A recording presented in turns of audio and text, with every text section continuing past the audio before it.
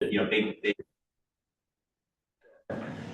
seasonal things like 4th of July and the pool membership. Piranhas, for example, he's a swimmer right here, and we've been active in Piranhas, and that's been great for us, for our family. So the vision really is to meet each neighbor within 30 days of their move where possible. To provide a written resource.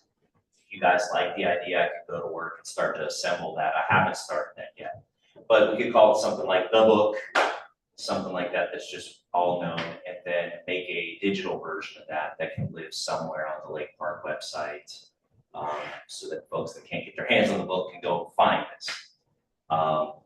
It would be, the goal is to be self-funded for operations and production. I'll handle that, or I'll find a way to handle that. I don't need to ask y'all for funds for that. And then the asks that I have with this this group here are to, if you're okay with it, to approve the creation of this. I'm gonna bring it back to you and let you have a look at it. Feature the link when I finally get it all up. And then with the bandwidth I have, I'm doing this on the side out of my own time. I would just ask that I have the final say on design and the way it gets assembled. Believe me, if you've ever tried to design something on a limited bandwidth and limited time, and somebody comes to you and says, "It would be great if you did it this way," like, you can't go back to the drawing board. So I really have to just kind of get it produced within the time and bandwidth that I have. So that's a quick little summary, and I can leave you with these. Any questions now, and you can tell me what's next in the process. I know that in the past we've had some welcoming committees that have just kind of fizzled. I think these are just things that I've heard, when it's 2015, so not that long, to be honest. It became an issue. People were a little bit afraid of knocking on doors. People were afraid to come to the door, somebody knocked on the door anymore. I think it's a great thing. I think the other issue was volunteers, getting people who would really stick to it and do it. I mean, just my opinion is it's a great thing. You've got the time and the energy and can run it. I certainly don't have a problem. Yeah, I think it's a great idea. Yeah, do you do this type of stuff for a living? Organize websites and stuff like that? Not so much that. I do that kind of as a supplement for what my primary business is, which is insurance and risk, those sorts of things. I've been doing that with leadership for the last 7 years and all, and 16 years in that part of the industry. But as far as client facing, walking up to people, shaking hands, making them feel comfortable, kind of breaking down a barrier, or if they're looking at me skeptical, so be it, I think for 2026, I'd probably get a start on it as soon as I could, but I can make a commitment to do it throughout the year of 2026 and then reevaluate for future years. If it meets a need and it fits my schedule, why stop? Yeah, like I said, I think it's a good idea. I do. Being part of the council or the town wouldn't be a big problem, but I kind of wonder if it wouldn't work better fitting underneath the HOA. With the HOA having more weekly events, like they do with all the Friday night events, that'd be a great place to meet people and all. It wouldn't matter, you could still interact with it either way. But I was just wondering, which way it would be best with. But I do think it's a good idea, and I'd like to do something with it. Yeah. I liked it when before COVID, Pam Jack was setting up a meet and greet. We're actually going to do a pool party and have a pool party for new residents, on like a Saturday night. But then, of course, COVID caused that to be canceled, and the communication division or communication commission pretty much just fizzled away after that. So, is there a point of contact with the HOA I should engage to get? Well, I don't know if anybody else thinks the same way on that, if that would be a better way for it or not. But if so, I can definitely get you in touch with you. Where have we tried in the past? Have we tried the HOA in the past, or was it part of this or part of both? We've It was done pretty much part of. Yeah, I want to say it started with the HOA and then it came over to the town. It was the economic communication commission. They had that.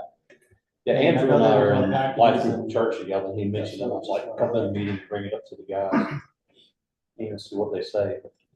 Can you send me what you have electronically? Yeah. Leave me those, but send me electronically what you have and I'll send it out to council. Here's 4 copies, however you wish to share, and then I can email you. And then that way they can think about this and. I don't foresee any negative side No, at all. Yeah. I was just thinking it might be a better fit for the HOA because of having so many more events. that you can be tied in with, and, you know, every Friday night, there's almost something going on with them, so. Yeah, and I know they want that engagement. They'd love to see a bigger turnout. Mhm. And that's such a cool thing. I'm not against it either way, whatever's decided on it, so. Well, thanks for being so open. I appreciate it. Thank you. We appreciate you coming forth and talking to us. There's not a lot of folks that do. They might hide behind a keyboard or even send a praise from the keyboard, either way, but Right. a lot of people don't take the time to show the initiative to come out and speak. So I appreciate that. I know these guys do too. Thank you for your time. We'll be in touch and see if we can't do something more. Fantastic. Thank you. Appreciate it. Thank you. You don't have to stay the whole meeting either if you don't want. Okay. Or you can stay either one, right? Yeah, absolutely, yeah. I actually have a test to study for another license I'm taking, so I'll take you up on the time and I'll maybe see you Sunday. Yeah, You'll miss the dinner afterwards. Say again? You'll miss the dinner afterwards. You got a banquet going? Was I supposed to make that or break something? You didn't get. This guy will make ketchup quesadillas for us. There you go. 4-year-old's favorite. Yeah. It's his 6-year-old favorite. There you go.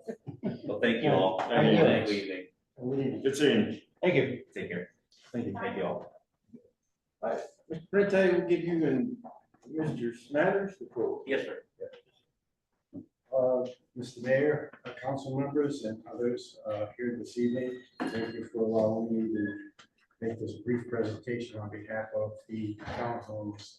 I want to pass out a couple of things. The first thing is a map. Jim, could you pass that along?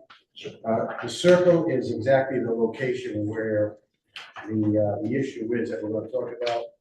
And here are some copies of communications from my maintenance director here, and some pictures that will go along with the project that we worked on. Over the past 2 or 3 years, I've gotten several calls, at least one from Cherie, and calls from some of the owners about a sidewalk that had a dip and a low spot in it. And it looked as if it was being eroded by some kind of rainwater or drainage or whatever, to the point where it was actually one of those corrugated black pipes that you could see in the hole. And I filled it in a couple of times, seeded it over, and it kept coming back. Well, last month, I got notice from Cherie that I should take a closer look because the water had actually taken out the foundation of the sidewalk. And Josh is the owner of Precision Maintenance and Construction. He does most of our maintenance for our townhomes. So I had him go over and take a look at it. And we decided that it was a safety hazard, first of all. So we wanted to get to work right away. And I'll let him explain the process he went through. Long story short is, as we got into the project and tried to deal with the sidewalk, and got into the pipe that was we thought was the cause of the problem, Josh had to dig all that up, and what it did was led us back to a storm drain. And from that storm drain on Klaus Alley all the way out to Creft Circle, that pipe was either broken or clogged up. The storm drain, which is on Klaus, was basically ineffective, packed with mud, and not doing its job either. So we had to redo the whole thing. So rather than put that on hold and come to you first, because it was a safety issue, I had him do the job. And I thought I would then come and present you and let you see the process we went through, and ask the village to cover the cost of the project, since it is a storm drain. But all the pictures are in the handout that was there. I'm gonna let Josh just spend a minute and let you know what he had to do to fix it. Yeah, so basically, when he called us, we initially saw just a little hole, like he said, there was a corrugated pipe that was, showing up through. So immediately when we started removing dirt, like it just caved in. And so there was, you could have hit a body underneath the sidewalk with the void that had been washed out. So at that point, there's people that walk up and down that sidewalk all the time. And so we wanted to, cordon that off to where we could, and kind of temporary, this was on a Friday, I think it was. And so over the weekend, we blocked off the sidewalk. We did a temporary kind of mend in that pipe, cut a section out, put it back together. That way it could, if anything would flood, because we didn't even know exactly what it was at that time. We were just trying to save women and children and make sure nothing, nobody got hurt. And then, obviously returning next week, we forensically, however you want to say it, we found, the opening of this pipe. The clogging part of it would have affected, would have caused the area in the back to continue to pool. But the main issue was there was matter of fact, the day we got there to begin our hardcore repair, there was an engineering company, a plumbing engineering company there. They were up and down the concrete pipes, right? That's what they were running their cameras through. So they reached out to my foreman on site and they said, look, you got another hole about 30 feet up. So if you're running, let's see, Craft Circle, what is that, Floss? So if you're on Craft Circle, you go up from the area we fixed, there's another, washed out area 30 feet that they could see because they were up underneath there and, we were, on the surface. So the reason it was kind of urgent, there were 2 areas underneath that sidewalk that were washed out. I mean, and, you could have broken it, jumped up and down. I mean, it was moving. So that was the urgency behind it. And, as far as replacing that, if we could just kind of save the sidewalk, if that pipe was still flowing the water, it was going to be, it was going to undo anything that we, attempted to resolve. So. Fortunately, we're all too familiar with the storm drains and issues. The day that you started the hardcore work, I just happened to be driving by and stopped. And there was a big guy there that kind of the foreman, I thought, or whatever. It seemed like he was running the show. I talked to him for a little bit that day. And I took some pictures that day as well. It was similar to the pictures you got there. Yep. One of the pictures I took shows all of the Time Warner lines that were pulled out and up on the sidewalk while they were doing the job. And there's a pedestal up there where I believe all those run to. And I don't mean to interrupt you, but that's what I do forensically, like I figured these things. And so Time Warner had been there earlier this year. How many years ago had you said that you filled that? Was it years in the past you filled that hole in, or was it years? Over the last 2 years. So I thought so. I was gonna go after Time Warner came until I found out they were just months ago. And he's been doing that hole in for years. And so that kind of slowed me down there because they're gonna fight us anyways when we say you did it. Right. And then if they just, that right there stopped me from chasing them. The, just so that I'm understanding what I saw and talked to that gentleman that day, and so everybody here understands it, because we've not had a conversation about this. They had dug out laterally and horizontally to go over and catch some, because he said there were drains that came to that pipe that goes out to the road that go over and attach to some gutters somewhere that building beside it, maybe, is that right? So look, I ended up like, initially we were going to, and I'm the owner, we were going to run those and join those with the underground pipe. But those were running on top of the sidewalk. I mean, those weren't, when we realized that we had an underground source, that, to me, that was doing, and you could see on the sidewalk, literally the water path that both of those downspouts were spitting out. So initially, we had thought to join those, but they weren't the root of the Eden. Once, I saw the erosion from under up, but I mean, I didn't see that serious, But those pictures that I took, so he had laid white pipe, or was laying white pipe in the bad area. Yeah. And then there was some white pipe coming off of that as well that was running over. Yep. I guess what I'm getting at is that 4-inch corrugated pipe and the white pipe was put back catches the stormwater from the townhome buildings and property. Is that correct?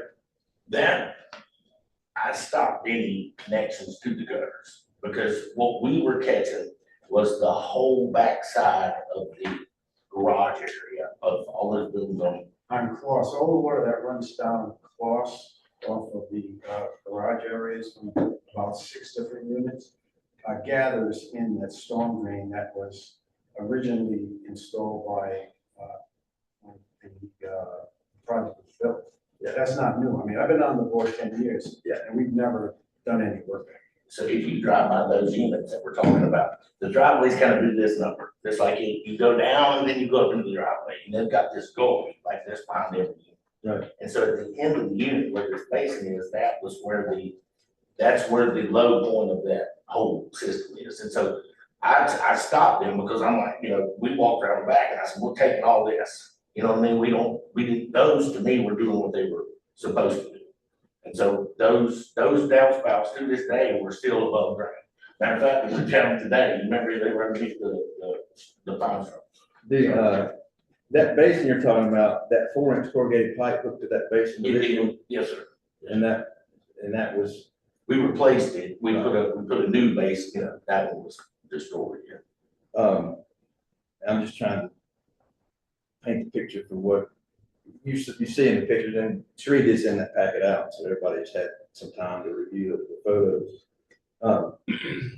The thing, and anybody can jump in here that wants to, the thing that stood out to me, and the reason that I said I think we ought to get our engineers to give us an opinion from the packet here of what they saw, was the village has not installed any 4-inch. We don't own or have installed any 4-inch corrugated pipe or. That's what I was asking him, did he have any knowledge of that? So I think that was put in Catch there basin. when they built the project. When they built the project, there was a storm drain installed there. And instead of using hard pipe, they used the black corrugated pipe. Yeah. So that was the builders or whoever was the roadway. I don't know who that was before my time. That catch basin's in the yard, not the road, am I right? No, it's in the road. It's in, It's right on the edge of the driveway road. but I mean, so it's not like one that's in the. It's not, the ones that are in the road, they're out of concrete. It's not Yeah, in the right, road. yeah, sure, I understand. So, and then that pipe, that corrugated pipe ran out the craft and the curb is cut out. And it dumps that water onto Craft to get into the public storm drain system. Yeah. Is what I assume Right. was And mentioned. it's obviously, I guess, it's a downward slope coming between those two buildings. Sure. leading down Yeah. to Craft. My question, so you're saying that the water that comes out the garages, you're going into that drain, but isn't there drainage in the street that goes into concrete? And so that's what I mean, that's why I was, and y'all all driven around here, y'all have good knowledge of it. So when you go to the back of those units on close, the units, like I said, the way those garage entries are shaped, it's like you're going into a hole and coming back up to go into your garage. So say if you had a ball and rolled it, it would roll and stop in the middle of The that. driveways are below the street. It is, and you gotta go down and then you come up to get in your garage, and I'm not being a little exaggerated, but that's the reasoning behind it. And some, I would say in some good rains, that it could take some street water in too. I mean, just the way that is, I mean, it's just right by there, look, I think, you'll see. But they were obviously having flood at the back of those garage doors and, or afraid that happened. The water still was standing back there, obviously, because it wouldn't work. I'm just looking at an overhead map at cost. Go ahead, Jimmy.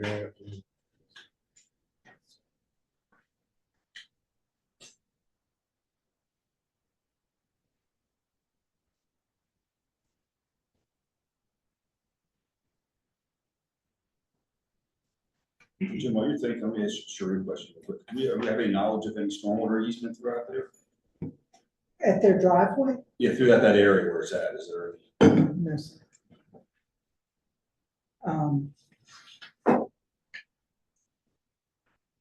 In the mapping phase, we don't have any pipe that runs, because you're talking between the garage door and the driveway, correct? That you're saying there's pipe that runs, Yeah, it is to the side of the driveway, like in the middle of that low lying area towards the road. There's actually an easement there, a utility easement right there. there's a utilities Yeah, and and there's cable, and there's a that's where couple the of those boxes big are. green boxes, Yes, Mhm. right where this drain is, they're all the That's the, same. I don't want to show that to everybody, but this is the Google Earth, like put your Right. feet on the ground. That's the old one. See right, that home there? right. So you've got water that's coming this way, and you've got water, you're saying coming. And then, so it is meant to, It's meant to handle this water coming. yes, this From whole. these driveways. Yeah, all this water here runs down the That- that- driveway and at the end of the road there. Correct. It was kind of coming downhill uncontrolled, I suppose. And the driveways are private property. It's not something Eagle map, right? when they were doing the No, map. so there's nothing to, It dumps into the public. yeah. So So the they considered it developer, public when they mapped it. so Matheson gave the developer permission, just like he did over at, Church. the church, permission to access the storm drain to allow water to leave.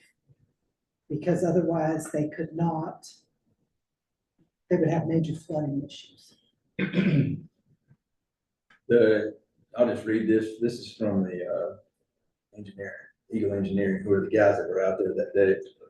Based on the information provided within the precision contractor report and photos, the damaged pipe that was repaired was part of the Lake Park TOA private drainage system. Per their report, we found the drainage system that was leaking was compromised in numerous locations, some by the underlying roots, but the majority of the piping appeared to be damaged by the installation of fiber wire internet service. Village of Lake Park does not have any of its storm system that consists of 4-inch corrugated pipe. It is my professional opinion that the sinkhole near the sidewalk was caused by the broken drain pipe shown in the photos attached to the report and not part of the Village of Lake Park's drainage system.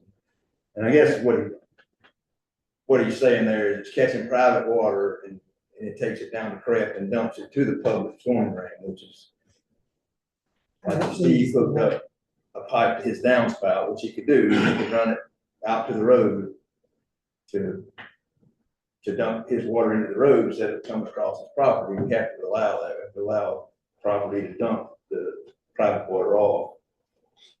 But that's private, it's a private system that the developer, whoever put in.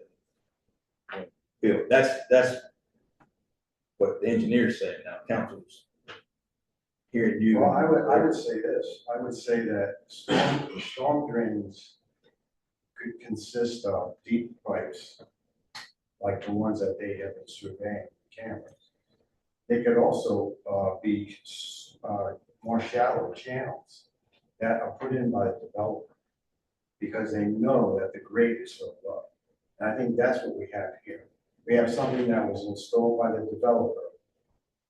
I mean, it wasn't installed by the Townhome Association. It was installed as part of the construction. Of the townhomes, whoever built those townhomes built that there for drainage, am I correct? Most likely, right? That's what because I asked 100 times over, are you sure that there's, like, nobody here installed that because that was. Yeah, it probably was not installed afterwards, it was probably put in when they built the development, when they built the townhomes, they put that in. Whoever built those townhomes put that in to get the stormwater out to the street. Does that sound like an accurate? That would be my assumption if it wasn't under their watch, Judge. Which, and again, it's not, again, you didn't put it in. Right. But you inherited it whenever that guy walked out the door, everybody bought the property. That's what, I'm not telling you that, I'm saying that's what he is saying there. You're 100% right. We mapped all of our storm drains, and there are at different levels, this area is flat, so you're right, they're shallow, they're deep.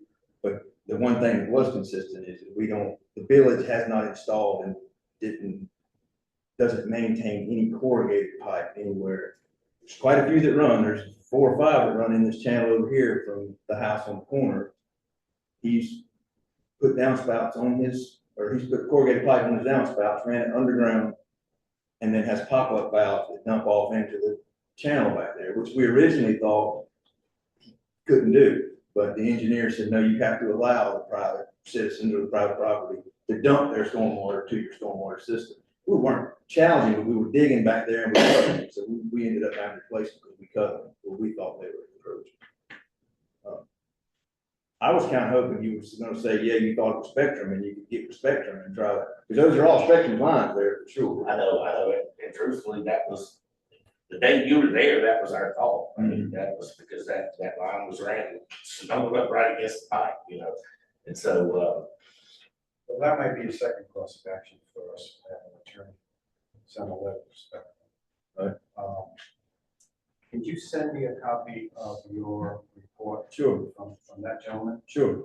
And, because, I'll add to that his comments regarding, seeing the utility lines over there. Maybe we can get some action.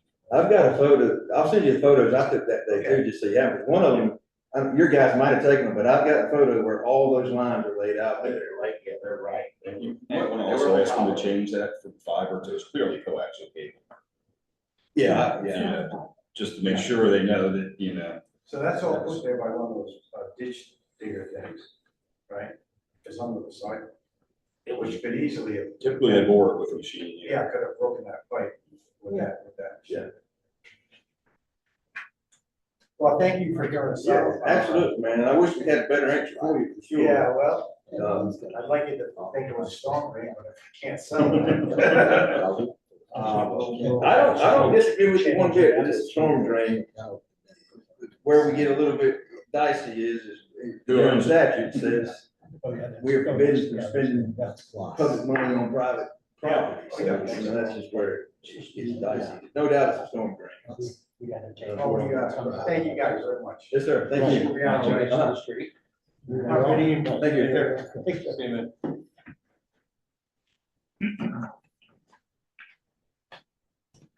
All right. Thank you. In the packet, Sheree sent out the August 12th, 2025 regular session minutes for there. Is there a motion to approve those minutes? Motion to approve. Jim's made a motion. Second. Joe second. All those in favor, signify by saying aye. Aye. Motion carries. Approval of consent agenda. Anybody want anything forward or discuss from the consent agenda? Hearing none, is there a motion to approve the consent agenda? Motion. Mark made a motion, Jim seconded. All those in favor, signify by saying aye. Aye. Motion carries. You also have the agenda before you. The only thing different is under planning board, and you don't have to add it. We'll see on the slide. I did stick in the, Steve's gonna ask for a public hearing for the UDO change. So is there a motion to accept the agenda as presented? I'll make that motion. Mark made a motion, Second. Joe seconded. All those in favor, signify by saying aye. Aye. Motion carried. Sheriff statistics for the month, Deputy Headland. Yeah, for August, we had 46 calls for service, self-initiated and calls for service combined was 626. That includes 20 traffic stops and 4 alarms, one of which was here. All the other calls for service, I don't see anything to worry about. Nothing stands out for the month for you, no issues. There were 15 Lake Park tickets given out or citations, 2 were for fines and 13 were warnings. That's just something Sheree's provided for us now to show that action. Any questions with Deputy Head? I did receive a letter from Sheriff Kathy's office that I'd like to read into the minutes of the meeting for tonight. This was received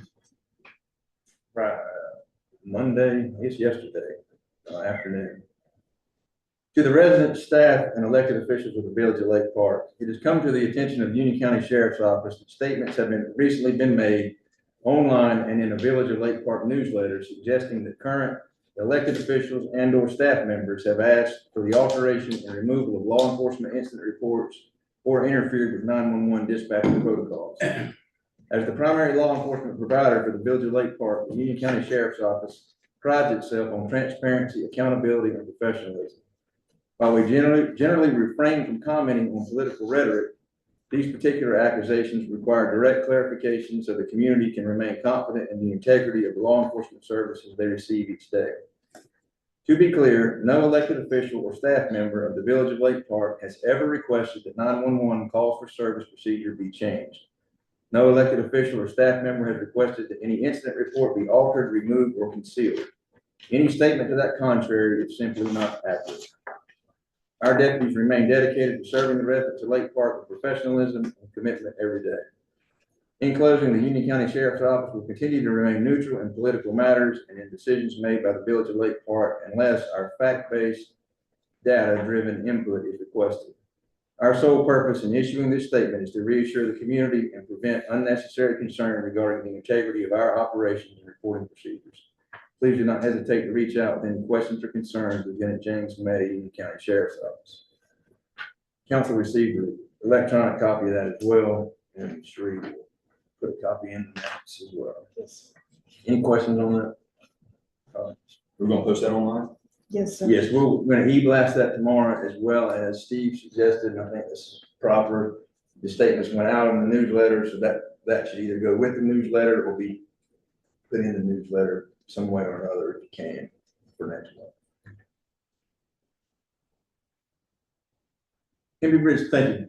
Thank you. Henry Bridge Fire Department statistics, 216 calls for the month. Of course, that's not just here, that's all across their district. I have no update on Station 51 other than it still sits empty. So, sure they're working on it. I did see an Indian Trail town vehicle there yesterday. And somebody out walking around, so maybe they're working on whatever their little issue is as well with the contract. Sure, you know nothing. Finance officer report, Cheryl? Okay, you have the August financial reports. We did receive motor vehicle tax in August. We got more daily swim fees and we refunded season pass. So that's why there's a negative amount there. We got investment revenues. As far as expenditures, we spent $6,100 on engineering for stormwater. We had salaries and some office expense, a few small amounts and some other operating expense. We paid an installment of the full management fee of $42.27.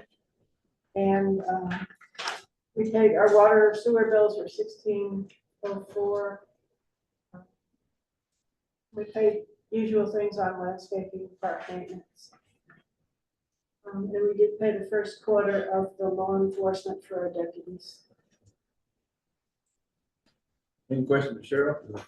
Reports? Anything else, Cheryl? Yeah, I do want to tell you that I finished the audit work this weekend. So I have the drafted financial statements here, which I sent to the auditor earlier today. And at the end of last year, June 30th, our total fund balance was $1,815,000. Now, there's an amount almost 131,000 stabilization by state statute. There's 274,913, which was PAL bill money.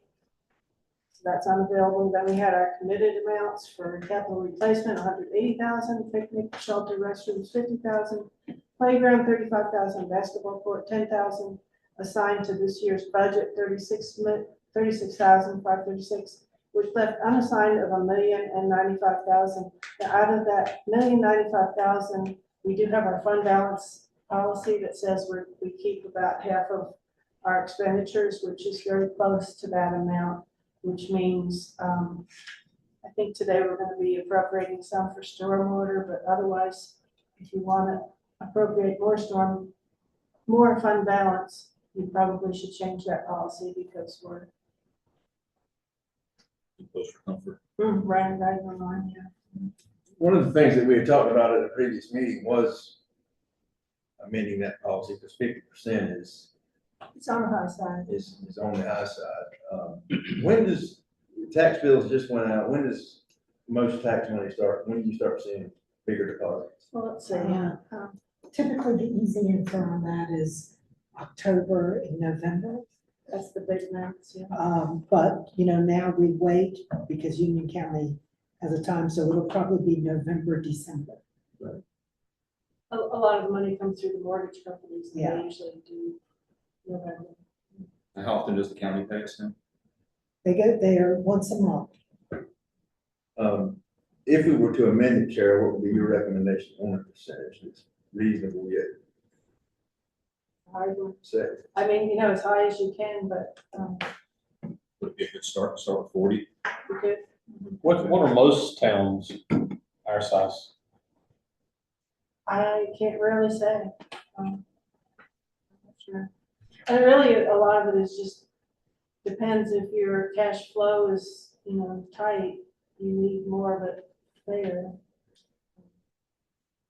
What's the quote unquote general statute on it? There's some number that some people Well, argue is not 8% really. 8% is 8%, that, but yeah. that's like 1 month's worth. Sure, yeah, I understand. You would have to borrow money. Right, yeah. I Pay your understand. bills. If So we anyway, want to. something to keep in mind. I mean, might as well do it if we spend some money right now and a little bit closer, it'll be 2 months before we have any serious income coming in. Keep it all in happy. Yeah, I mean, if we, just in case, if we're that high with it, if we're on the high end, I'll make the motion to adjust the minimum fund balance to 40% in the policy.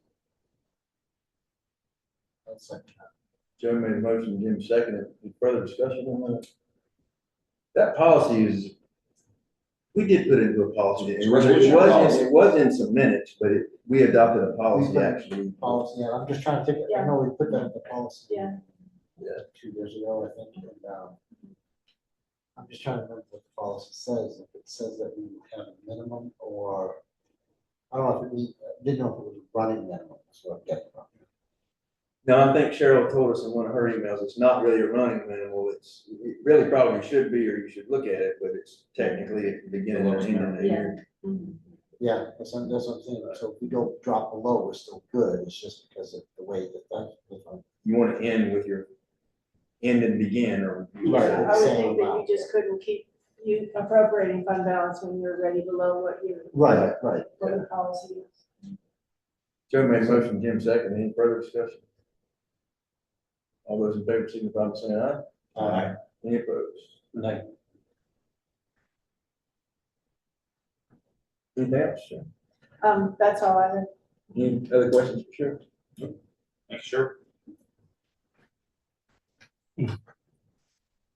Stormwater, sure, Christopher Channel. The Christopher Channel is finished. I would invite you, if you'd like to take a stroll down there and look, it looks good. Eagle Engineering has been down and given basically their blessing, and they have incorporated it into our stormwater mapping system. So that's where we currently are. I thought we extended that to keep the water out of it, but it seems like it still has water standing in it, don't it? Or was it worse than that? I don't know, when I took that picture, I can't tell you when it rained last. I've either. taken them all last week when I walked by there, every time I look at it, it's still got water in it like that. The one thing that Matthew did say is that this is different than that channel over there. Now, that might be holding water too, I don't know. Yeah. This one is designed to slowly release water from the Churchill Pond. Now, I think the hopes are that pavement gets hot enough that it Yeah. Dries. dries it up. I thought that was the whole reason we wanted to extend it more, because we said it had water standing in it. Now, I didn't see it before, how much water was in it, but I walked by the last 2 or 3 weeks and there's been that amount of water in it. Yeah, I'm like, did it fix what we were trying to do? it or did. Did it have more in it? It had before? way more Okay. than that, yes. And it was eroding that entire channel area. Yeah, I don't know. Like I said, I hadn't seen it before, how much water was in it. It's like, well, I thought we were fixing that, so it wasn't that water standing. One of the things, just so you know, that your amendment to that contract last month did is added this riprap to armor the sides, because the Eagle didn't originally We weren't sure, recommend that yeah. until Kevin got the first part laid, and then they said, really, you got all that riprap pulling out of there, it would be best if you lined it with that too, so it's an extra set of armor, really, am I correct, sir? And Yes. just so you know, kind of what that might work. Any other questions on it? Discussion on the top 5 repairs to address the areas. Okay, so I reached out to Town and Indian Trail, Eagle Engineering, and found 5 different companies to request bids on in reference to the top 5 projects. And so I sent invitations to bid to the 5 companies, talked to 4 of the 5 companies, and discussed submitting the bids. And come cutoff time, I only received 2 bids. So the 2 bids, one came from Carolina Wetlands, and their total cost was $234,647.50. And KC Concepts total bid for all 5 projects, $186,697. So now there's a couple of assumptions that I just want to make sure you're aware of.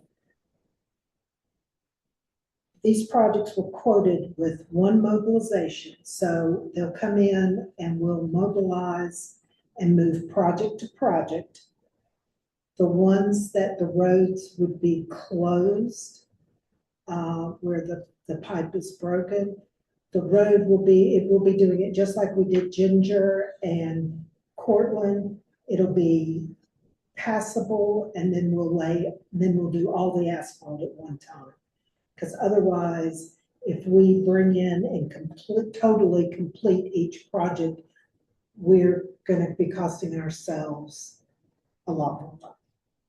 It's just doesn't make economic sense. So I will share that with you. So I am coming to you tonight to request that we make an appropriation from fund balance of $133,600, and then make a motion to approve $187,000 for the top 5 projects for KC Site Concepts from stormwater, and the funding would come from stormwater repair and maintenance. These would be the 5 projects we do this year. And we would like to get them done before we go into winter. I'll make the motion to appropriate $133,600 from fund balance to stormwater. David made a motion, Jim seconded. All those in favor, signify by saying aye. Aye. Any opposed? All right, motion carries. Then I'll make a motion to approve $187,000 to KC Site Concepts for the top 5 stormwater repairs. Joe made a motion, Jim seconded that. All those in favor, any discussion? I would just like to thank Sheree for, I know that I have helped Bruce in the past year with trying to get some quotes on roads. We did finally get a second quote on Frederick when we paved it. And Bruce had to chase that guy to get that quote. He was hired. And that's one of the companies that Sheree reached out to this time. Carolina Wetlands was just recently used by Indian Trail. Correct. So we knew that they were a reputable company. Anyway, I thank you for shooting at the 5 people. I appreciate the fact that we can sit here and say that Kevin is obviously doing us a decent job at a reasonable price. And we confirm that. So I just want to say that. Thank you, Sheree. I appreciate Kevin too for what he's done. I say that with the also understanding there ain't no telling when they start digging. But we're gonna knock on wood that we're good to go. There's a motion and a second. Any further discussion? All those in favor signify by saying aye. Aye. Any opposed? Motion carries. Thank you. We also have, there are 3 pond repairs. The village, as you know, because of the barometric pressure changes, we are receiving a lot more rainfall in large quantity. It's not that it's a lot more, it's that we're receiving it faster. And so with that being said, several months ago, Suzanne Zarka came to us and was talking to us about the Almond Pond spillway. And at that time, we went and we looked at it, and yes, it needed to be done, but it wasn't immediate. We could wait. We are now to the point that's really not an option. That spillway is not functioning the way it needs to be functioning for that retention pond. So, we have 2 quotes on that. We also, and it's erosion caused by the large quantities of rain, that there is a place on the inlet at both Lake Charles and Balsam Pond where they need to do a little grading, install some fabric, put in riprap. And I had quotes on both of those from Lucas Lawn and Landscaping and Bland Landscaping Group. And Bland's price was the better price on that, and I'd like to have a motion. We need to address these ponds. There will not need to be money appropriated because I considered that when I asked for my appropriation for the top 5 projects. Smart. Have we done anything in these ponds in the past, or? Oh, through the years, yes, sir. We've done some work. It's been Lake Charles through the years since 2008. We've worked where we rip-wrap the backside, then we rip-wrap the front side. We may have done the front side just as you were coming on council or just before you did.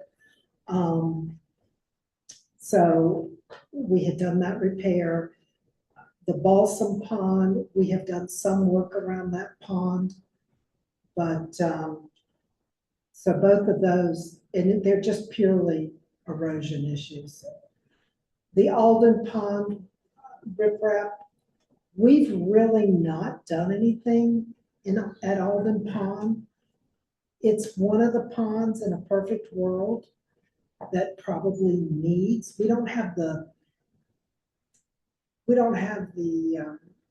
slouching of the bank like we're having in some of the other ponds.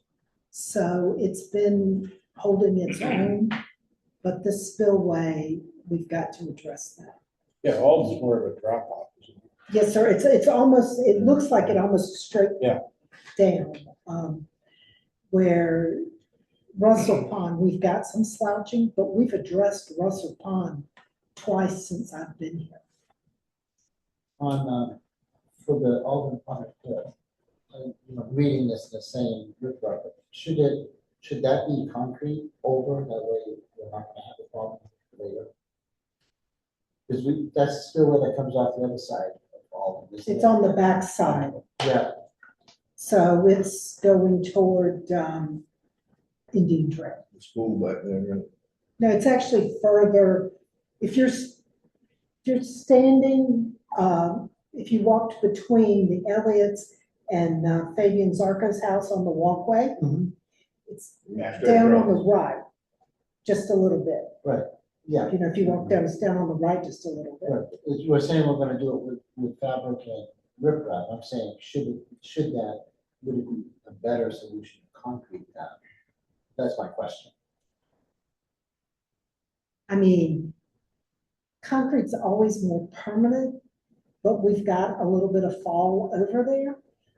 I'd have to have that, at that point, we would need to do some engineering, some more additional engineering work, and then I'd have to report that for you. I honestly can't answer that as to whether it would be more cost effective or not.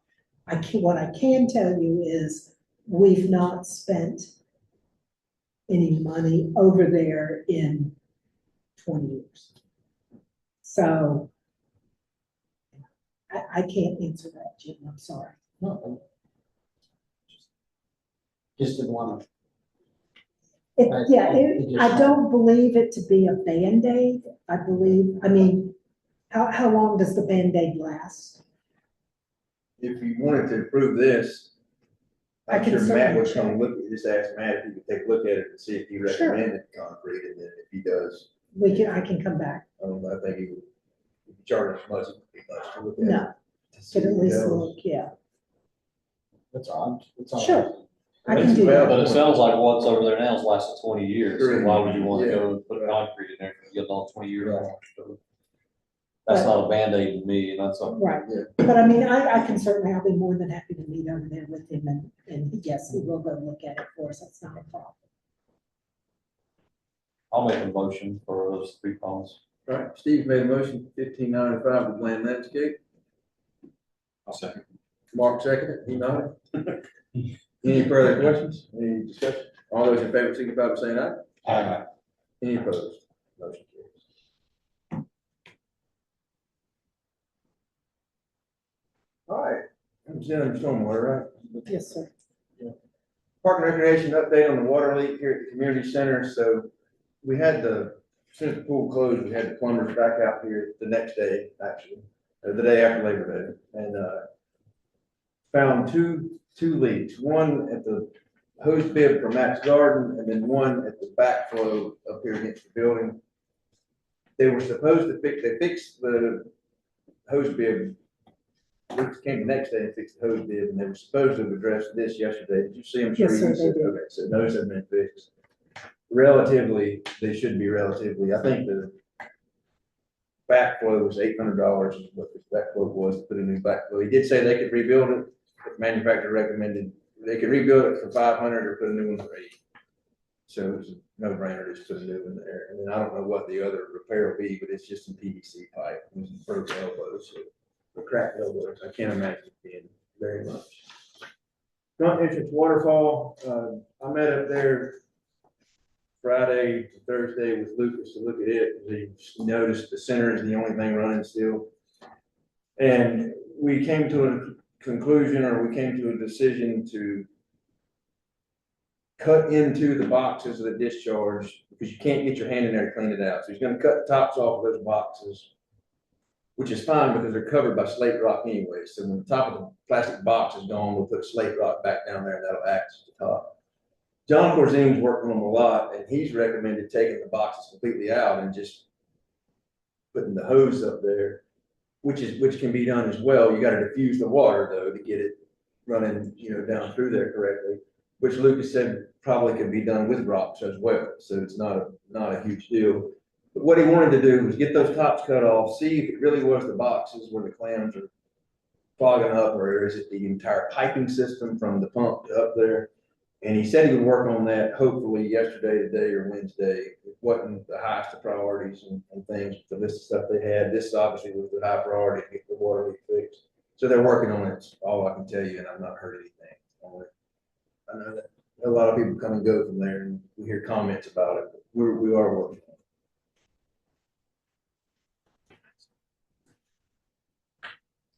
Our next meeting is September 22nd, and we will be discussing our fall landscape upgrades and coming to council in October for with those quotes. Planning board, Steve. All right, we had our planning board meeting on August 19th. Couple things that we have to cover from that meeting. There's one, there was some text amendment discussion around the storm drainage easement. It actually had public storm drainage easement. We presented, I think everybody got that. I need to read it, or? Did you need to read it? No. Just So what we want to do is see if we can have a public hearing for that for the next meeting. What is the October meeting? Yeah, is it? You talk about 15th, but it might be the 18th. I didn't look at the date. 14th, I believe. I thought it was the 14th. Okay, That's what I put on my slide, so. all right. That's fine, whatever that date is. 14th. 14th, okay. So Steve, that's a motion to. That's a motion. Motion for a public hearing on the UDO text amendment for October 14th. Is there a second? Second. Joe, second. Any discussion? All those in favor signify by saying aye. Aye. Motion, any opposed? Motion carries. And go ahead. We had a couple of terms that expired, so we wanted to go over those with you guys, Harris Walter and Bob Burnell. Both terms that expired, they both have interest to continue on. So wanted to reach out and make sure it was good to have a public for those as well. You recommend? So I recommend making a motion for that if I need to. Steve's made a motion to reappoint Harrison Walter and Bob Burnell to the planning board and the board of adjustment. That's correct, Steve? Both of them? Yeah, it's a 3-year term. For a 3-year term, all right? Oh, as second, is there a second? Mark, second. Any discussion? All those in favor signify by saying aye. Aye. Motion carries. And our next meeting will be September 16th. All right. Thanks, Steve. Waste collection, Jim, anything? Nothing quiet. Streets and sidewalks from Bruce, the 18 panels over at Churchill have been replaced. All that's in and looks good. The no parking signs on Crest on Meeting Street have been installed. And I got a not a complaint, I got a comment today that the restaurants don't close until 10. So I wish that would have been 11 or 12. I don't think we thought about the restaurants, Well, at the time, we didn't have, when we did it, we didn't have a restaurant, it was open until 10. want to mention restaurant on Friday, On Saturday. Friday, Saturdays, okay, well, that, Anyway, I don't think, we can instruct our deputies to not write a ticket there until 10:30 or 11 or whatever. And it's a valid point, it's valid. The restaurant closes at 10, why are you still there? Well, if you go in there at 9:30 to eat, you're not there till 10:30. So anyway, I just the point, just say, the signs are up, everything looks fine, and I think we can apply some common sense to the Yes. enforcement of them. there was a reason for 10 o'clock, but. Lighting and electrical, Joe? All right, well, I'm getting several complaints about the new bright lights that are installed. You know, they're replacing them with brighter lights. I'm sure it gets irritated with hearing it. I'm trying to work with them some. I've sent an email to Brad Hayes, and I'm waiting for a reply from him. That's usually not a quick thing. I don't know, Mark, has the one by you anything been addressed with the one by you, or is it still? Carla seems to be okay with it. She got some blackened curtains, whatever you call them, the dark curtains, so she says she's, pretty, you know, Yeah, I might she can sleep I at might need to night. get a link where she got that and I can send that to some people, because I got a lot of complaints coming. Yeah. I've got a She's lot of okay. complaints coming. She's I mean, okay. some of them are obnoxious, but, you know, and there is something, I mean, Brad's been willing to do stuff before. We did have one, right there by Alden Pond. We had one that there was a lady that emailed me quite a few times. He went by and looked at it, she didn't email me anymore, so I guess that's fixed. So what on stages? They wanted to, I don't think I've had one of Sages that we complained about. No, I haven't complained about it. That was a new one that just came in the email the other day, but I haven't done anything with it. Now, the only thing I've ever had somebody from Sages complain about was the lights at the Kite Girl Monument. They're the newer ones we put in after they were damaged by that truck that time. They were quite bright. I did adjust them a little bit down so they didn't shoot up as much. Yeah. That's the only thing I've ever heard from anybody Sages, but I know you said you've had it before, but. Hey. You know, Okay. there's that, but, well, hopefully we can make some people happy, but I don't know. All right. Anything else? No, that's it. All right, at this point in time, council will go into closed session pursuant to North Carolina General Statute 134-318.11, consult with our attorney to receive legal advice. Is there a motion to go into closed session? I'll make a motion to go to closed session. Steve made a motion, Jim seconded it. Any discussion? All those in favor signify by saying aye. Aye. Motion carries. Thank you guys very much.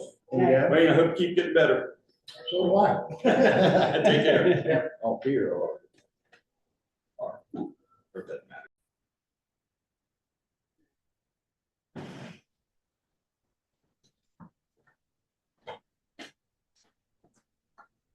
All right, we're back in open session. There was no action taken in closed session. We'll continue in our open agenda. Ordinance Review Committee. Joe. All right. Well, we're talking about the nuisance ordinance that we've been talking about for months.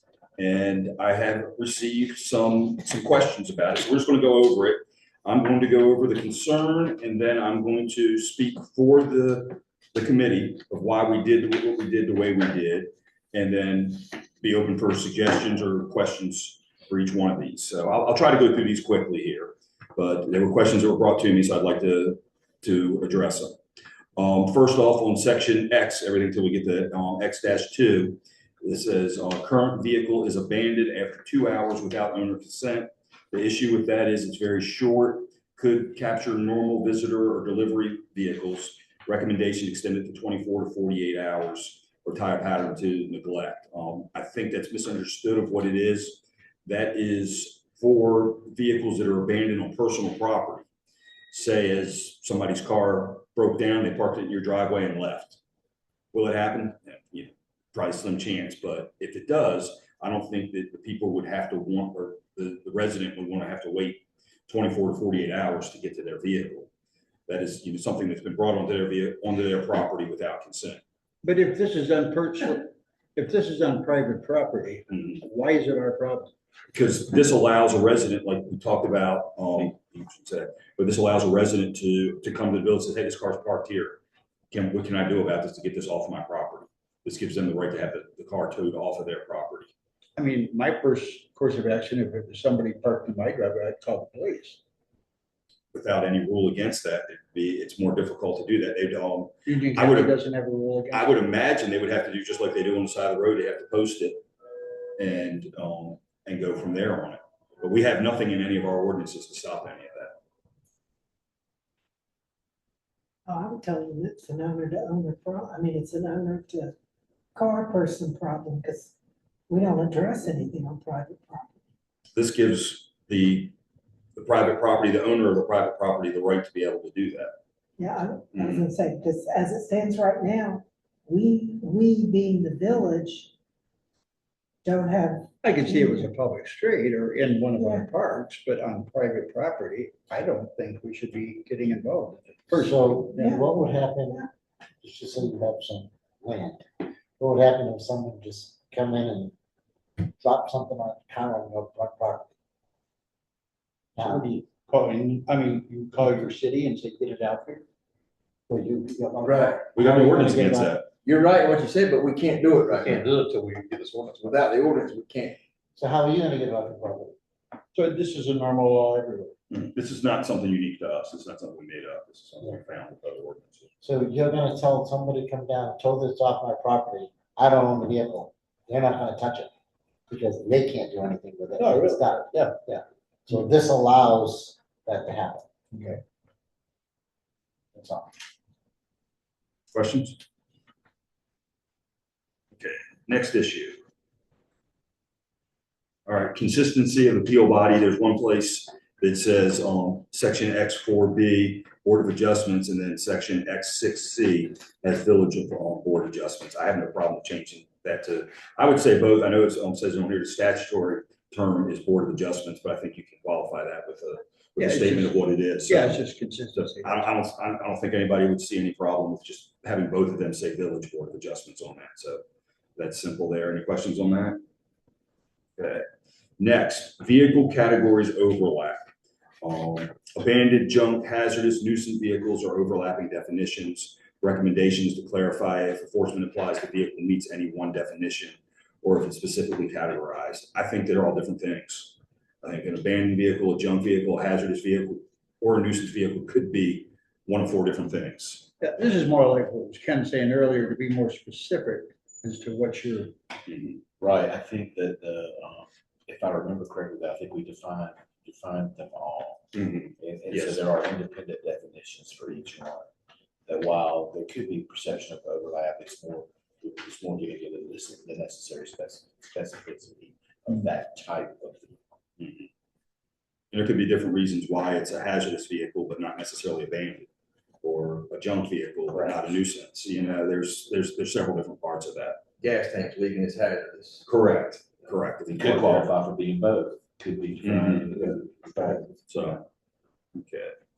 Next, notice periods. Okay, nuisance generally 10 days, abandoned vehicle 7 days after posted. Junk vehicle concealment 60 days. Issue residents may be confused. I'm confused, so, there's a lot of things that do go back and forth with it. It says a summary table of harmonized timeframes where possible. I'm not really sure how to do that. Is there a way to? I mean, all these statutes you look at, is it specifically, this one is 10 days, for this type of vehicle, 7 days, and that one's. It's abandoned vehicles, 7 days, it's very typical on all property for 7 days to be a number, because typically by law, if you have property of a vehicle that's left with you and you have 10 days to report it. If you do not report it in 10 days, you lose a lot of your rights. Right. One of them being able, if it's a business, being able to charge storage. You can only charge 10 days of storage until you file it as an abandoned vehicle. So 7 days is pretty much a typical time frame to give you that extra leeway there. General nuisance 10 days, that's just a number that we came up with as a committee of what we found with a consensus of most other ordinances that were similar in a way. So 10 days just seemed like a general time that's being used to give people time to work on there. 10 days is what we do on streets. When I send the notice for an abandoned vehicle and send the certified letter, they have 10 days to remove it before it can be towed.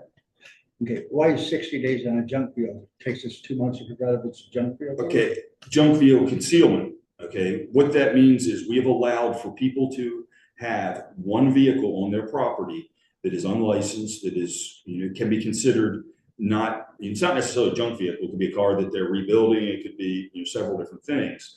But it is okay for them to have it there for up to 60 days, as long as it's concealed from be able to be seen from the roadway. If it's gonna be longer, they're gonna have it in a garage or an enclosed area. Okay, it's 60 days for them to figure out what to do with it, as long as it's not vehicle from them. We had only this is one of the things that I So believe they Ken did, Sorry, so they could put it in their backyard. as long as that it what you're cannot saying? be seen from the roadway or from any adjacent property. From any adjacent Yes. property, so they cannot put it. Yeah. We They had can it, put it next to their trash bins and be okay. In the well, unless it's in out the front, you can see backyard. that from the road. But the, Ken, I believe Ken's addition to that, there's been a lot of changes, so correct me if I'm wrong, was we had it where it has to be concealed, you had with cover. Right, I think that's You know, right. so that, So like tarp. well, a concealed car cover that has to be in good condition. You had it specifically written in there that it was that. There were a number of things. Mhm. And then on a junk vehicle, I believe we put in there the dollar value of $500 or less. That was in the first one, that was not in the second, that's one of the things that Ken removed. Oh, okay. Yes, that was in the original one, that was removed, yes. And part of what we were just discussing with that between us was the fact that stuff that's just stuck in long time with value and age, that was from way back. Yeah, okay. It's a whole different ballgame now on that, so. All right, so that's where we go with that. Chronic violators. Now, this one's kind of important. I understand wanting to try to give more time on it, but by the time we get to chronic violators, we're going to be in a big deal. And when we're in that big deal, I think it is very best for us to stand with it, reading word for word verbatim of how it is in the statute. Not to change anything where we give them a new warning. I mean, there's certain things that happen, or certain violations that happen, that if you start over with another warning, can restart the clock on everything. Right. And that can cause another issue.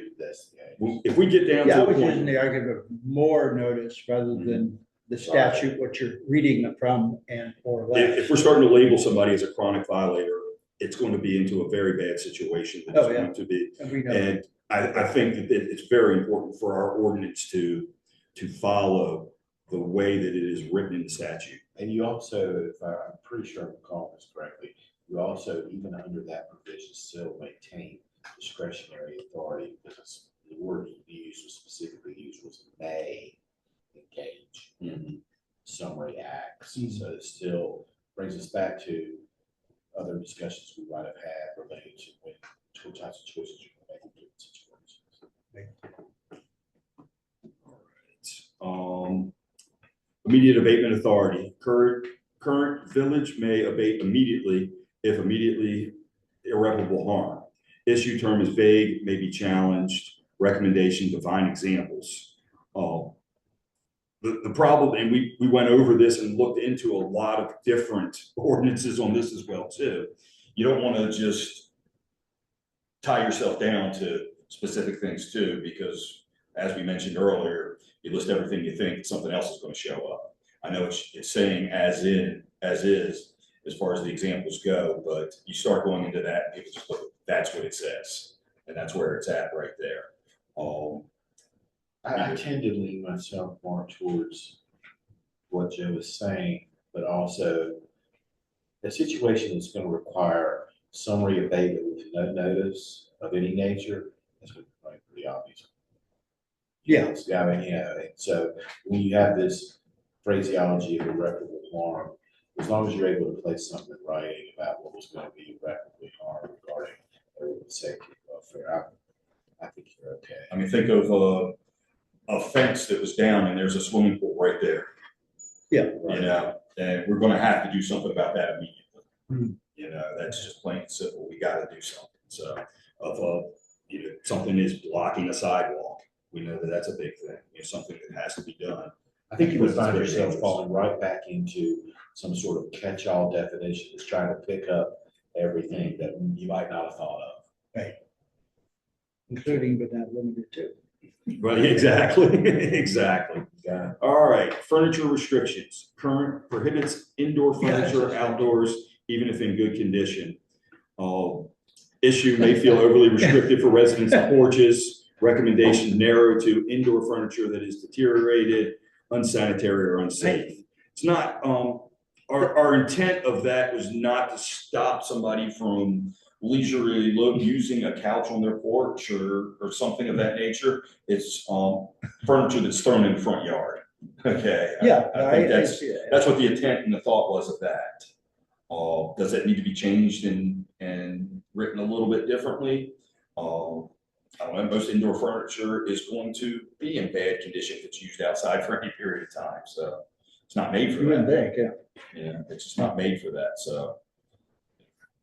It was more talked as, somebody throwing the couch outside the house and just leaving it sitting there, than it was somebody having something set up nice. I'm sure, somebody could have a deck in the back What of you'll the get house. into with that is you will get you'll get into a contest over what is defined as indoor furniture. Or even unsanitary. Your description might be. But there is a house, or was. I've not been by it this week to know, but I know as of last week, there was still a washing machine sitting down here on Conifer in the front yard. It was a Surprised post it saying somebody who says it doesn't work or whatever, but if anybody wants it for free or something like that. No, it doesn't belong in their front yard. Yeah, that was on Mother Teresa though. Huh? That was on Mother Teresa. We had that. I know the one you're talking about, that was on Mother Teresa.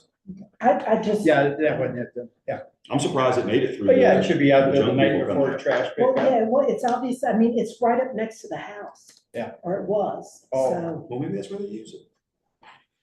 maybe they're using the outdoor receptacle. That wouldn't be considered furniture. Okay, next thing here.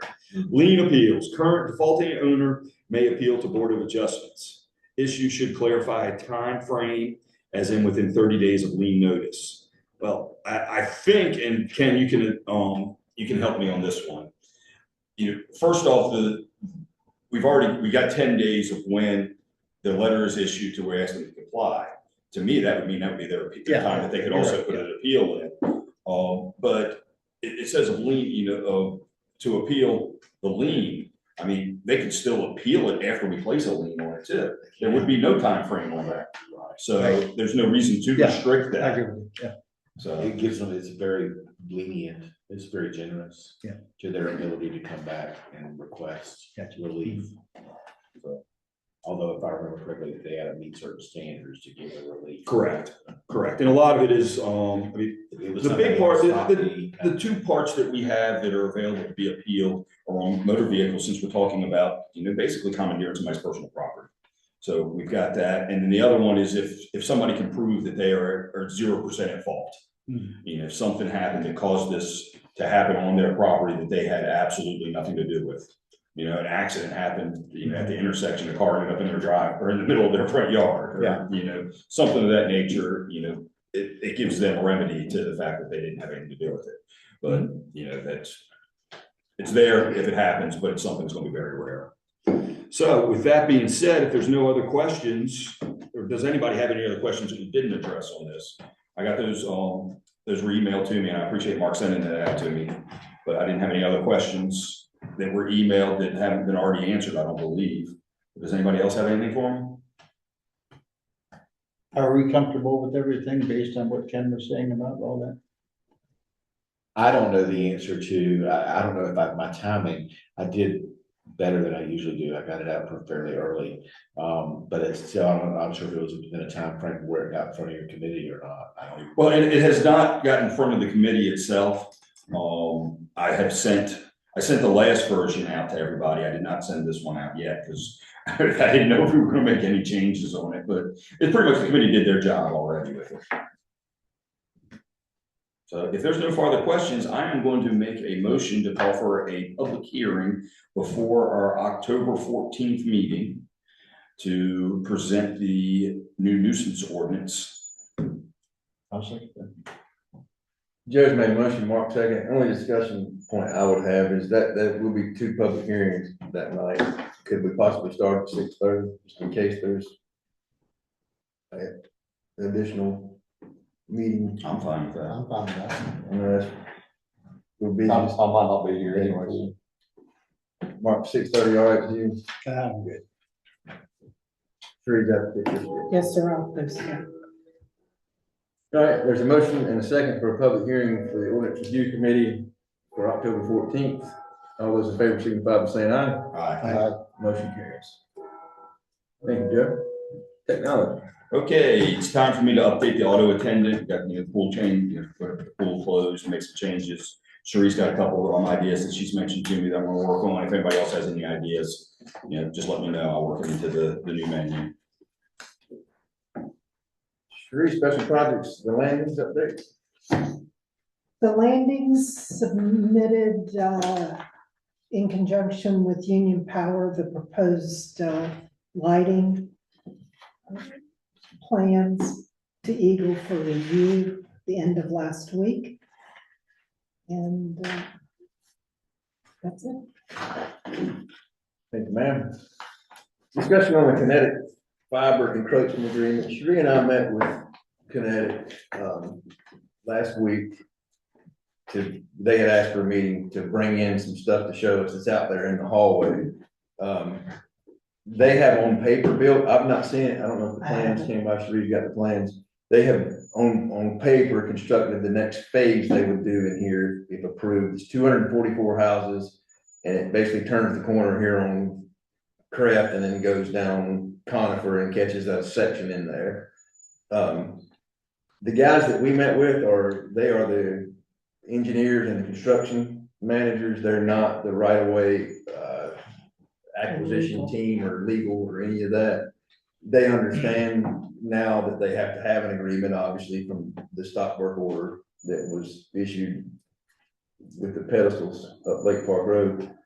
I should have done this before the day of our meeting, but we were meeting at 2:00 and I'd been out of town for 2 weeks. So I sent some photos of the way they had left the corner of Frost and Lake Park Road, and then down here by the fire hydrant, the way that area had been left it was not in good shape at all. And I just said this will be we'll meet at 2:00, we'll talk about these, but please ride by and see them in person when you come in.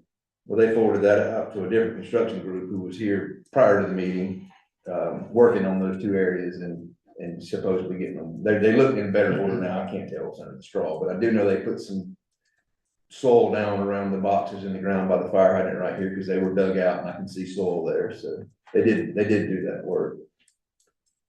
One of the questions that I had asked Ken to talk or to look into was, can we as a village do we have the authority to just say, no, we don't want any more providers, no thank you, go to Rockville or wherever? And Ken did some digging through the listserv, through some of his other colleagues, and the paraphrase of it is that we can't. That if that area is a dedicated public right of way, you have to allow a franchisee, that's one of these type companies, the access to that area to install their product, to serve the area.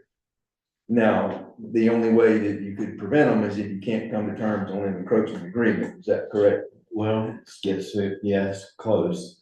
There's some disagreement, I think, related to how far that requirement can go. And it starts to boil down to the code and what the code says you can and can't restrict, and then interpreting what that language allows you to or not to do. I would think a project of this nature would be so sufficiently small that they wouldn't care about an encroachment agreement and its terms versus letting the whole thing fall apart and suing you to enforce their ability to get out, which would ultimately result in mediation where you're engaging in the encroachment agreement anyway.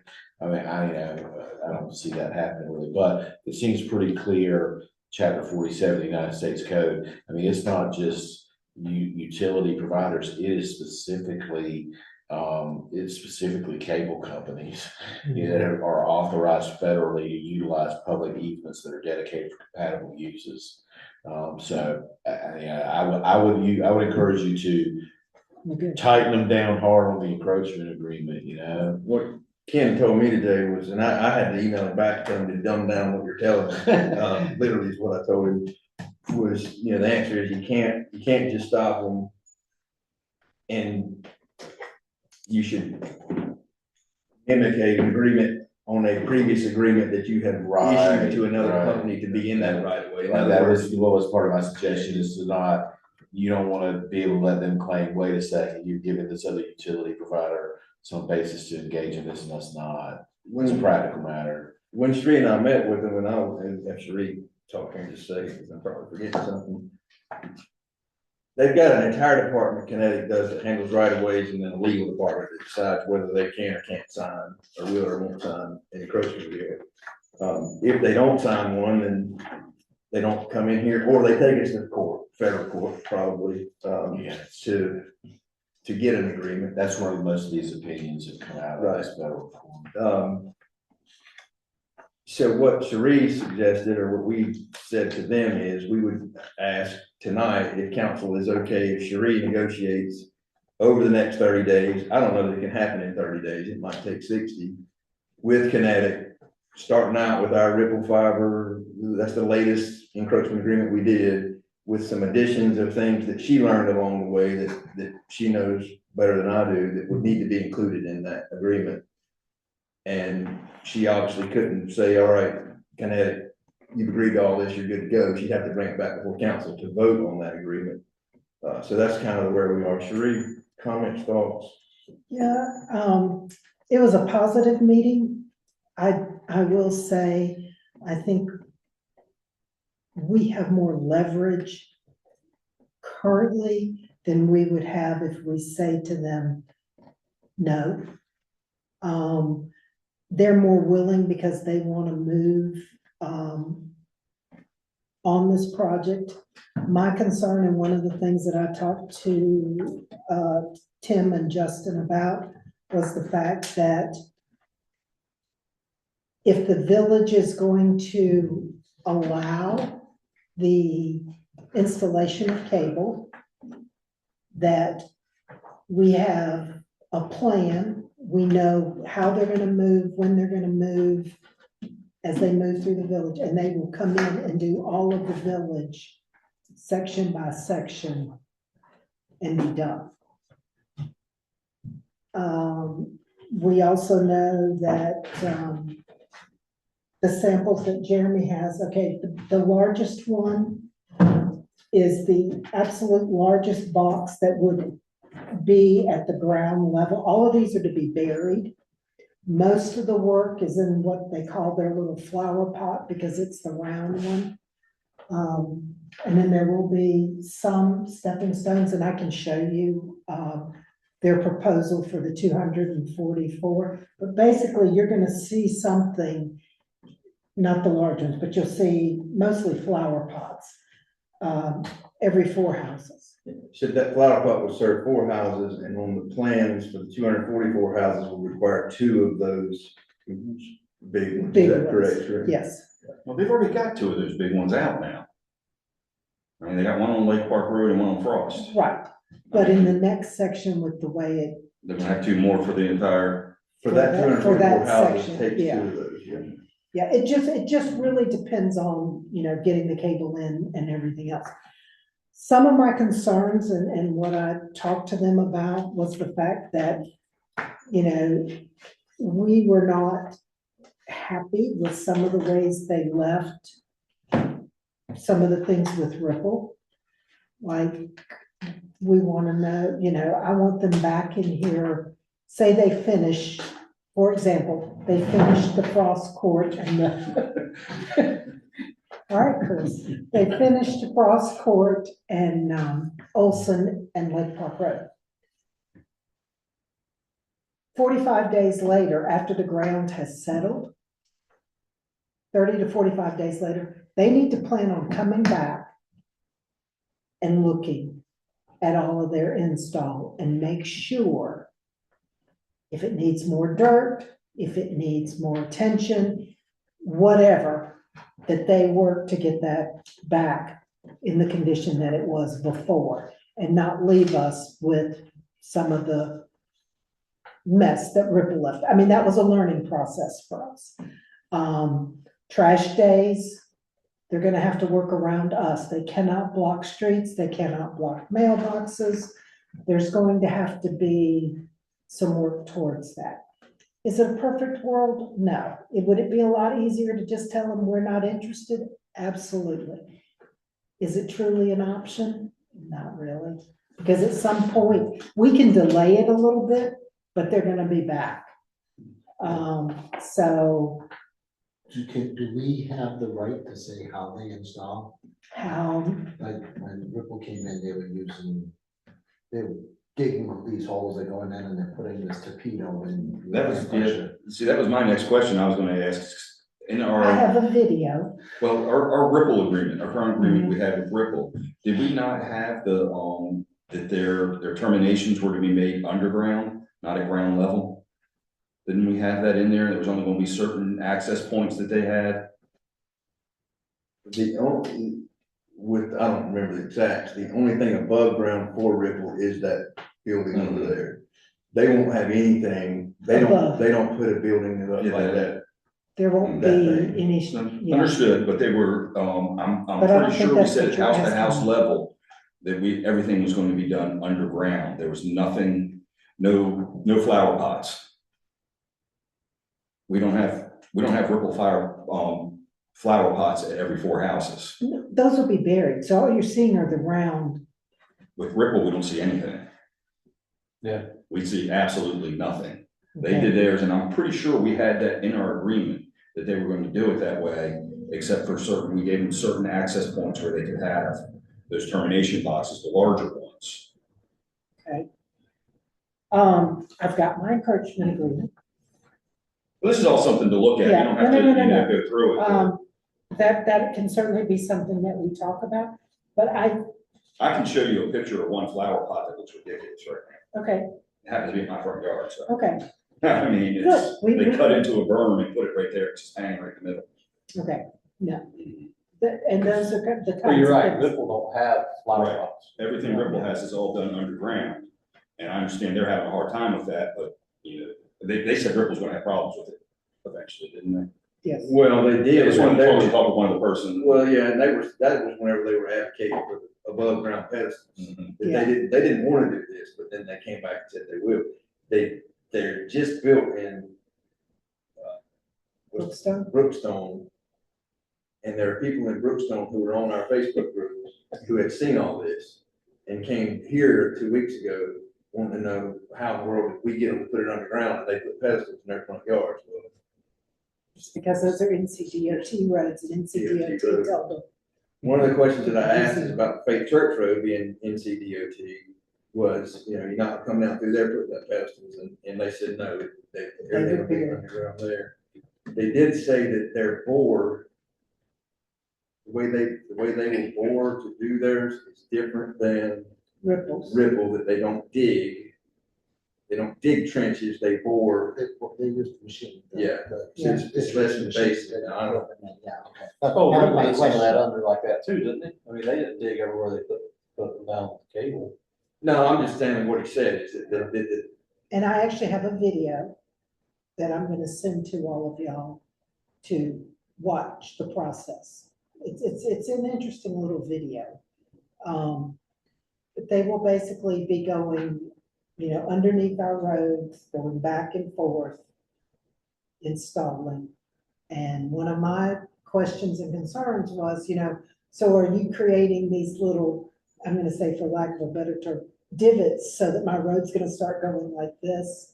And the answer to that was no, but we're gonna need, that would have to be something that's addressed in this encroachment agreement. And then one of my other questions was, what's it going to cost to use their service? Right now, their introductory offer is $35.99 for 1 gigabyte. I don't know. I honestly, I can't tell you if that's great or It's good. half the price of Ripple. Okay, for a gigabyte, Mhm. gigabyte, okay. You can get 2 gigabytes, which Tim Woodland is the gentleman that I'm dealing with. He says that he has 2 gaming stations and like 4 or 5 TVs and his internet. He says, and I don't use 2 gigabyte, but you can get it. It's $95.99. Yeah, That's about the same as what Ripple is. I worry about their introductory offer being their price. We all know how that works. Yeah. You know, with cable TV and all sure. that, that's your first 6 months, year, or whatever, and then after that, it goes up. right. So, but I at least I had no idea, what kind of charge they were looking at. You can get 300 megabytes, is that right? Sure. Is also the same price for $35.99. So to me, you get the 1 gig is the same price. That's how they we. That's how they get you. Catch you. Okay, so anyway, that's where we are. It's totally up to you guys. I get it. We dealt with Ripple pluses and minuses. I also I have an email ready to go out to Ripple. I was waiting till after Joseph Parenti's presentation tonight to see where he was coming from. But I looked in front and no one's ever, Jim mentioned it in council several months ago to me, and you were gonna send me addresses and all. But apparently Ripple never finished burying right in people's front yard, in front of the townhomes. Yeah. They didn't finish burying cable. They've got these little loops of orange cable. Yeah, that's their conduit that they blow the fiber through. Yeah, well, you know what? They need to come cut it off. Should just be able to cut it off of those. Shouldn't be Yeah, that I'm big of a sure deal. that's what they do. I think they left it there because We're hoping. they couldn't, it became too hard to get into those buildings, so those buildings don't have Ripple. And these guys the other day said they would probably likely not be able to get into those because of the way townhomes are constructed, to be able to run unit to unit. They can't get It's in. just extremely If hard. they can't do us all, they can't have it. No, they can't. Townhomes and condominiums cannot. The only townhomes that potentially could would be the ones under construction because they They're can lay pre-wired. all of that pre-wired. And in talking to Mark Schwartz with DRB, he said, yes, he typically, whoever the service provider is out there, he typically has them provide the conduit, and they put that in for them so that they can offer solid internet for the conduit, for the townhomes. Well, my 2 pet peeves that I have with it, I'd like to see addressed in any encroachment, is the use of the flower pots. I'd like for them to find a way to do everything underground. And I'm pretty sure we had that in the other agreement that we had with Ripple, but I could be wrong. Underground, That might no fit what the wording was that was used with Ripple. And then those larger ones, I mean, sticking that right next to one of the Ripple ones is ridiculous. Where they have on Lake Park Road, where they have the Ripple one and then that one right there. They're just building stepping stones for It you. looks stupid, okay? And having those, I think we should have some sort of rule where they can't be within a certain vicinity of another one of them, including the ones they've already put down. So, And if I remember something that came up with Ripple, right, was the hours that they were able to work in the neighborhood. What would you The like fact that they us? didn't have it or they didn't listen to the hours. Well, they, I mean, is there a penalty for them not doing it? I mean, I remember that was a big pet peeve. It was They a were big there pet hours peeve. that they weren't supposed to be. Yeah. They were doing it because they were running behind, because I their think- Henderson was rough. I think, like Sri just said, the question is what hours would you want, because whether it's in Ripple or not, she put it in this one, so. What hours would you want them to work? 8 to 6? I think that's reasonable time, but What's reasonable? 8 to 6 is fine by me. I don't have a problem with that. Are you gonna allow them to work on Saturdays? Or no weekend? I don't care if they want to share this. some people might not be real happy with, How that long, machine outside there, but we're not talking a long period of yeah, time. how long are they gonna be doing budget work? It depends on, I mean, one of the things that I'm gonna tell them is, so you do the 244 houses, you gotta be committed to the next group. I wanna know what the commitment time is gonna take, and then I can answer that question for you. Sure, a lot of that commitment for the next phase is going to depend on how successful the first phase is. Yeah. If you start in here, you Well, that's, gotta yeah, finish. I have a feeling that's not the way they're going to want to do it, though. No, They're but gonna wanna- that's, you start out negotiating, we want this, and let's see what we can. I'm hardballing this one, so I'm fine. Oh, You that's know, fine. So with that, being hardball is what happens if they fall off schedule? Well, is it weather delay? I mean, there has to be a reasonable, Well, is it what is weather outs- delay or is it? Outside of reasonable Yeah. delays, what? Yeah, what time span?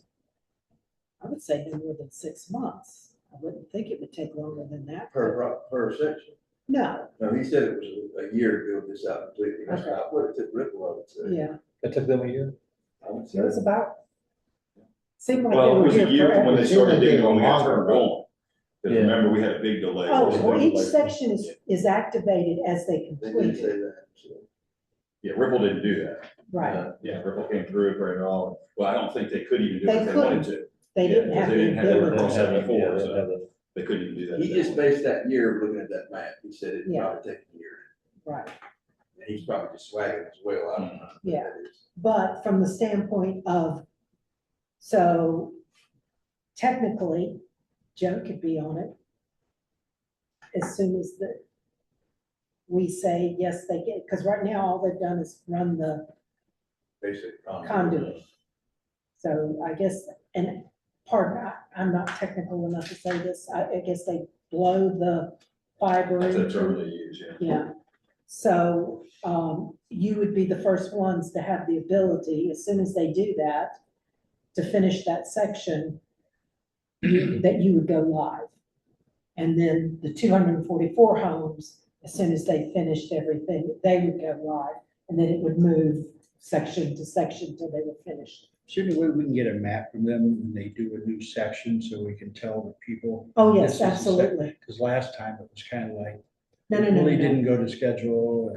We'll have a set plan of, okay, this first section includes these streets. Right. Section number 3 are these streets, section number 4 are these. So everybody knows When they're coming approximately. approximately, or how This it's one's going gonna to be done move, first right? before you, so. Tell me what else I can do to help you. Those are my two main things that I said. No flower pots and not on top of another provider. So how many feet away? Well, they need to, yeah, that's what the main, those larger, whatever they call those, Yes, those are the main.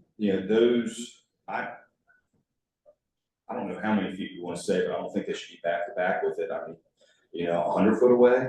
Does Ripple have those other square ones? Yeah, there's, if you look right These over here, here, they have one that's relatively the same the size big ones. as that. That's all they have though, Yeah. right? There's something new. My neighbor just got Ripple and they put a handhold in the ground between our two houses and the Ripple Really? line on top of the ground. Now that may be because they hooked up so later, I don't know.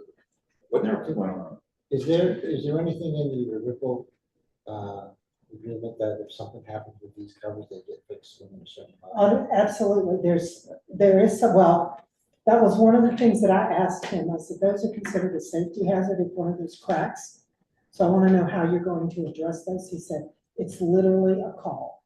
And they will be right out, and those lids pop off, and they can be a new lid put right back on. So all Ripple has the big box. They don't have any of these flower pots. or the Everything they small have is box. underground, except for apparently there's some that they're One putting in out. front. They're putting one there, they're putting it in. When they did the construction, it was all done, all their terminations were done underground, not at ground level, not above ground, underground. Right. So you don't have any of those. You don't even know they've been here Right. in a lot of cases. Right, so you have that there. But like I said, the big ones, the two of them being right next to each other is ridiculous.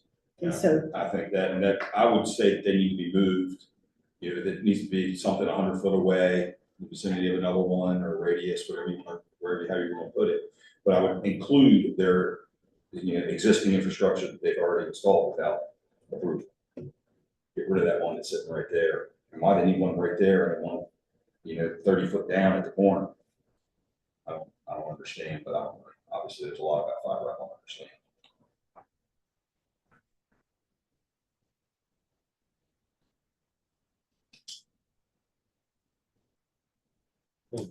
I thought it was slower when you fix things for Cars. But, part of my point of this too is, okay, so, Ripple's here, we got Ripple, Windstream, Kinetic, whatever they want to call themselves this month, they're here.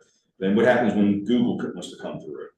And then, Microsoft Fiber or whoever else is coming around, XYZ. And all we have is, if we make now what the rule is and what the restrictions are, then when the rest of them come through, we're not gonna be filled with these things all over the place, especially up and down our main road.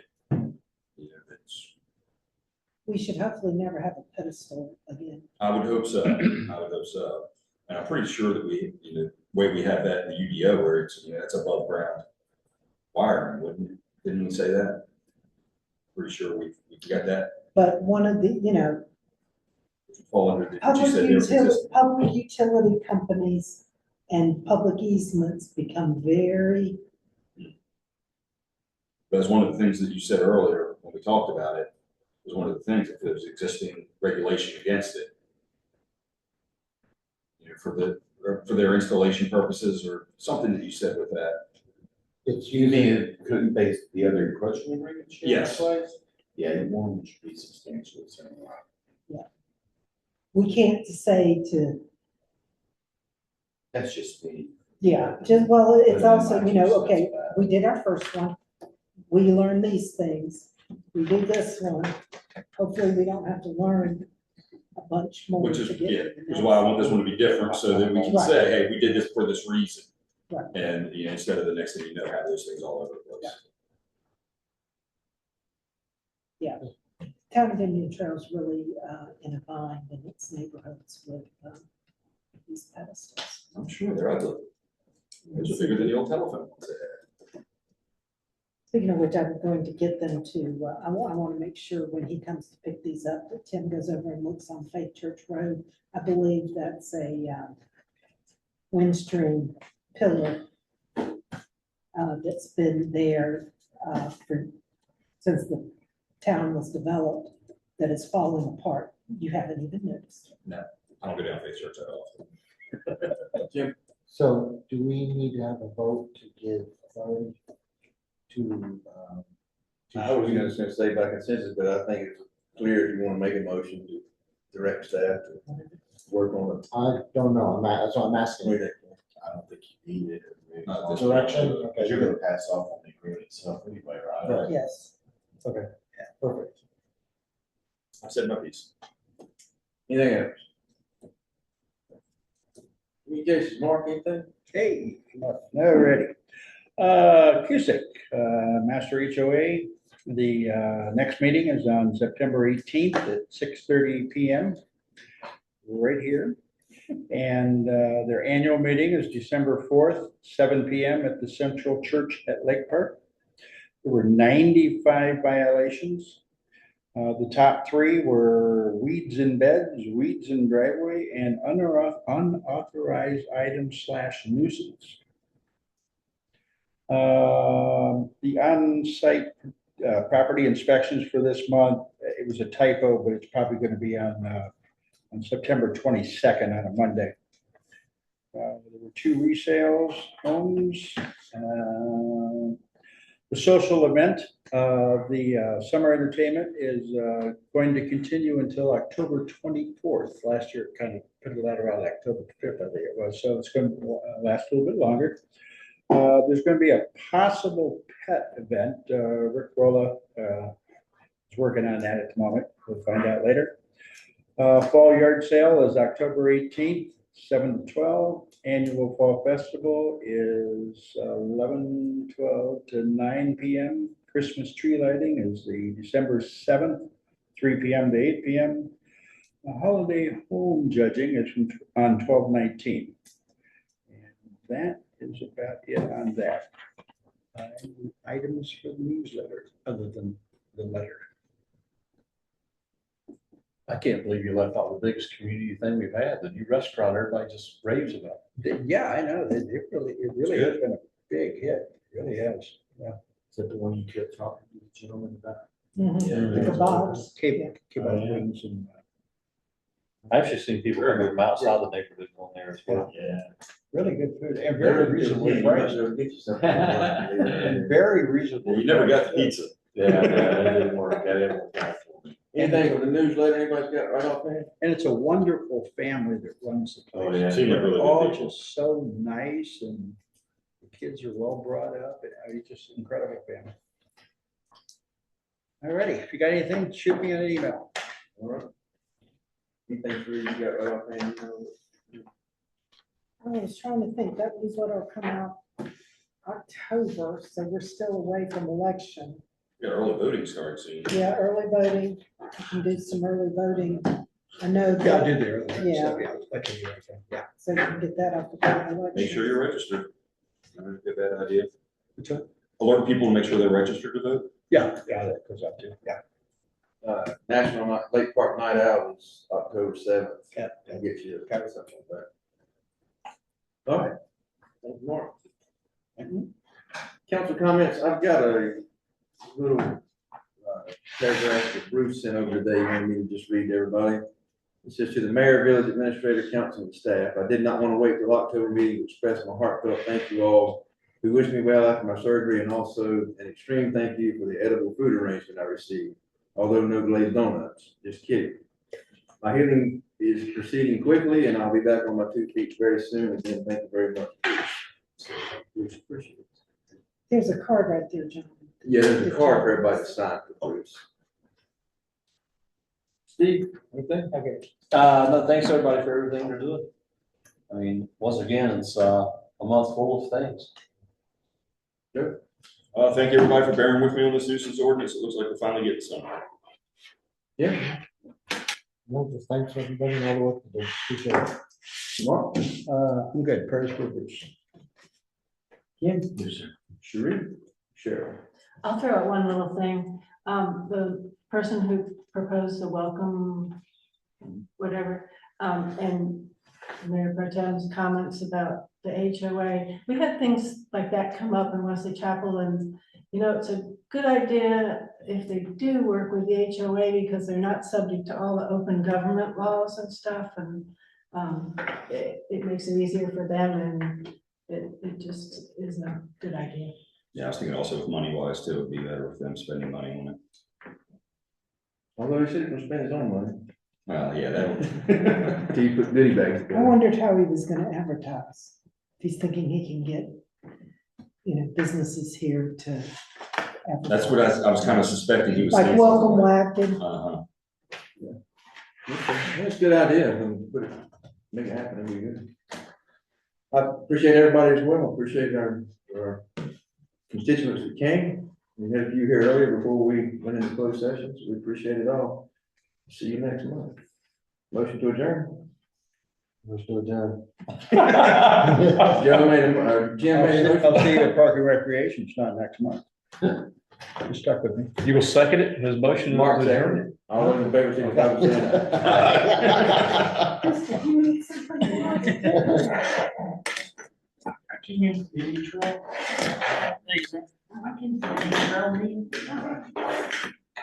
What happened?